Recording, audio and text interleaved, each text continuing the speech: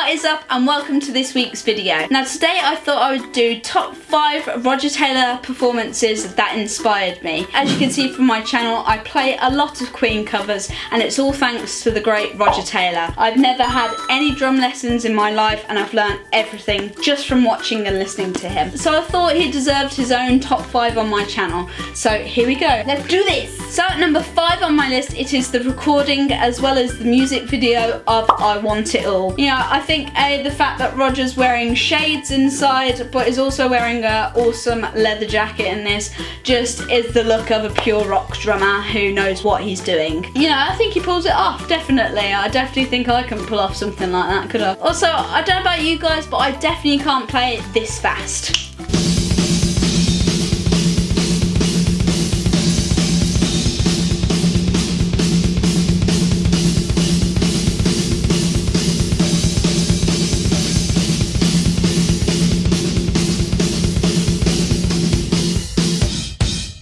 In my opinion, I think I can probably get there in about 50 years or so, but anyone who can play that fast, in my opinion, is a true genius with the drum kit. Now the fact that also Roger's playing 2 kick drums in this is also quite epic. I guess if you want a beginner's guide to see what Roger's feet are doing, I think the music video is actually a good representation of this. I think it's an awesome opportunity to actually look at what he's doing. Many people don't look at the drummer, but I think if you actually look at what Roger's doing, he's actually doing quite a lot, and that just shows you a recipe of a good drummer. So that is the reason why it's number 5 on my list. At number 4, it is one of Queen's most famous concerts, which is Live at Wembley 86. Now this is one of Queen's longest concerts. I know it's not top because I think Earl's Court was their longest. The fact that Roger can keep on playing for almost 2 hours, you know, that's dedication in my books. You know I definitely couldn't play for all that time, and the fact that Roger keeps on playing and keeps a solid beat and doesn't mess up,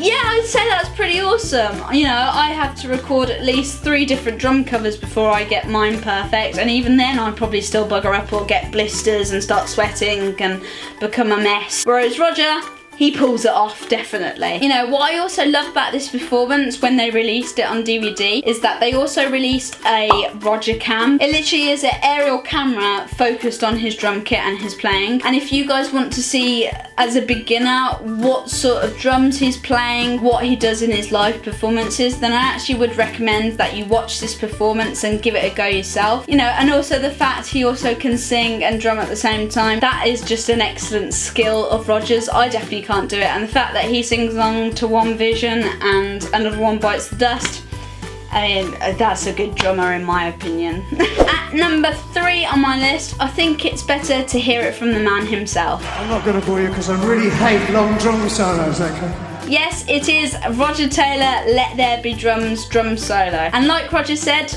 I too don't really like long drum solos. I actually find them quite boring after a while. As much as I love the musical instrument, I think they do get a bit boring sometimes. Whereas Roger leaves it sweet, short and simple and leaves the audience actually wanting more. And I think that's a better comparison to other drummers. You know, many drummers think that you need loads of drums around you and just all about the length and how many drums they're actually playing in the solo, when really I think just as long as you carry out a good, solid, strong beat, that is all that matters. You can actually find both of these performances on YouTube, but I would recommend watching the 2008 performance, as I do think it's more superior compared to his 2005 performance, because he adds in that extra little bit of magic, because he starts off with, I think, his bass drum, his snare and his hi-hat, and then his roadie brings on his drum kit drum by drum. And the fact that he can carry out a solid, strong beat, keep his solo going without being distracted by this,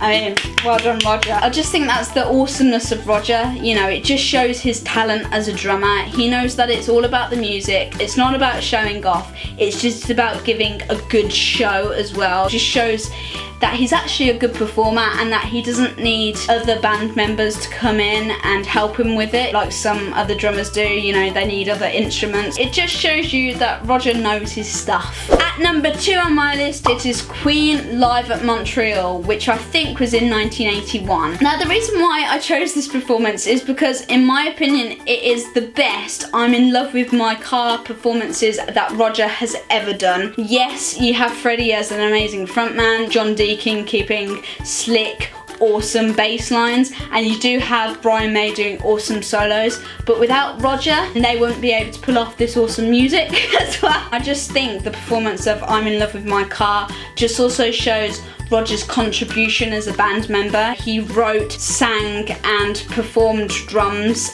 both in the record version but also live, and a drummer who's able to do that, pretty epic. There are some drummers out there who can't do that. Yeah, that's pure magic in my opinion. But still, his skills also amaze me in this performance, because how he can go from a rock drum kit to a timpani kit, I mean, I definitely couldn't do that. You do get drummers who can't play bongos, you do get drummers who can't play cajones, and there are also drummers who can't play a timpani set like Roger can. And the fact that he can pull it off, like I said, without the aid of Freddie, John or Brian is also quite awesome as well. Just shows you how good he is as a performer and a drummer. At number 1 on my list, which is the top of my list, it is one of my favourite performances of Queen and also of Roger Taylor. This was the main performance that I watched that really made me just want to get on a drum kit and start playing. I'm talking mainly about the performance of Keep Yourself Alive. Record version, I still can't play the drum solo that Roger plays, but live version, I don't think I'll be able to play it until like I'm in my 50s, I think. And I think I'm definitely going to need a lot more practice before I even attempt to try this solo. Roger actually extends his drum solo that he does in the album version, and he does it with all different sorts of fills. He goes all around the drum kit. It's good camera wise because you can actually see close up of his hands and what drums he's using. So as a beginner, if you really want to start learning Roger's solo, I would definitely recommend watching live at the Odeon and his performance of Keep Yourself Alive. You know, you do get that full view of how he's holding his sticks, what drums he's playing, what he is also doing with his foot as well, and his leg is also very important. You know, Roger has his own trademark and technique, and I think that if you really want to start playing these solos, that's the performance you definitely need to watch. So guys, I hope you enjoyed this video. Also, please do check out James Rundle's version of this video. He did this but for Brian's performances that actually inspired him. So do go and check out his video, give him a like and a subscribe, and send him, you know, a love from the Sally Eddy page. Please also let me know down in the comments down below if Roger Taylor inspired you, and if so, what performance he really inspired you with. And who knows, maybe I'll learn something from it. So guys, I hope to see you in another video, and don't forget to click that subscribe and that like button, and I shall see you again hopefully this week with a new drum cover.